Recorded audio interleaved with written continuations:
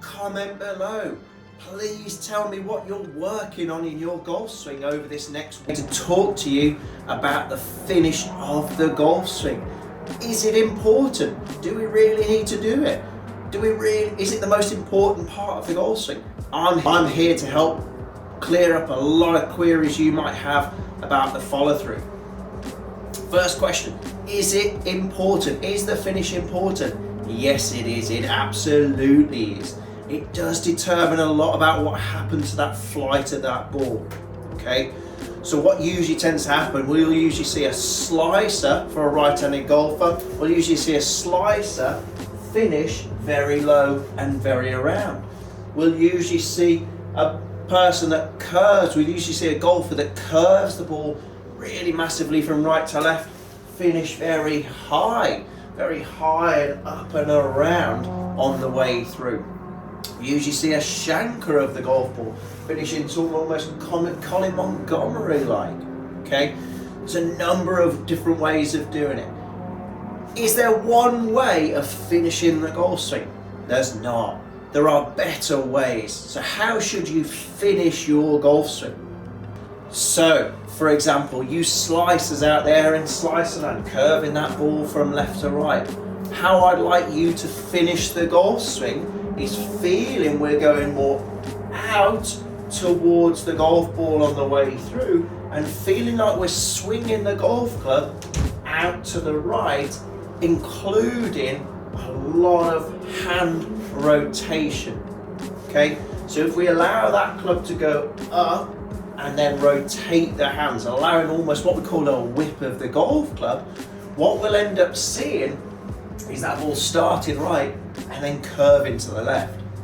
Now this is going to be incredibly difficult because in our mind we're seeing that ball go to the right. So in our mind, our common sense mind, we're saying to ourselves, well, hang on, we don't want to swing that club out to the right hand side. We want to make sure that we're swinging so far left to stop that ball going right. But the problem is, the reason it's curving off to the right is because eventually we are swinging that club low and around, we're cutting across it, and therefore it's curving off to the right hand side of the golf course. So what I want you out there in slicer land to do is make sure we're swinging out towards the ball, not inwards towards the ball, out towards the ball. Nice high finish, feeling like the club simply and the shaft is rotating in our hands, outwards and rotate. For all of you big drawers come hookers out there, what I want you lot to do, I want you to finish like this. I want the feeling the club and the arms are finishing low and around on the way through. So when you're down with your mates down the driving range, or if you're taking some video of your own golf swing, what I want you to look at and focus on is that sensation that that club is exiting really low and really around, almost like feeling it's going to come out through the bottom of our rib cage. Because what you'll end up doing is making sure you are what we call neutralizing the path of the golf club on the way down to ensure we stop that big curvature off to the left hand side. So all of you out there in big right to left land, again for a right-handed golfer, I want you to make sure that club and the arms are going low and around on the way through. If you are prone to shank the ball, that dreaded hosel, that dreaded heel contact, again, same thing for you lot out there. I still want you to make sure that club is going low and around. Because even if we're setting the ball up to the middle of the golf club, that ball could still come out that heel end of that golf club. How? Because we're going too much out towards the ball. And we're moving that sweet spot out towards the ball too much, too soon. So it's going to come more out the heel. So what I want you to do is make sure that sweet spot on that golf club is going again low and around, giving yourself less chance of hitting that ball out the heel of the golf club. For all of you who top the ball, that dreaded top of that golf ball, just trundle along the ground, not going any distance whatsoever.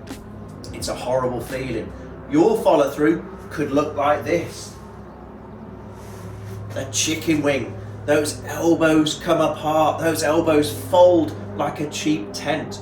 So what I want you to do to finish, to make sure we get that club down to the ground, I want you to finish like this. I want to make sure your elbows are squeezed together on the way through to enable that club to get down to the golf ball and to allow that to happen, so we don't get that toppy one, we don't get the top of the ball, we actually get the club down to the ground. So feeling like those elbows are really squeezed together to enable every time that club to get down to the ground. So your follow through should look something like this and not like this. We don't want those elbows parting like the Red Sea. We want those elbows squeezed together. Hope this helps. There is a number of ways of finishing the golf swing. Find out which way is better for you.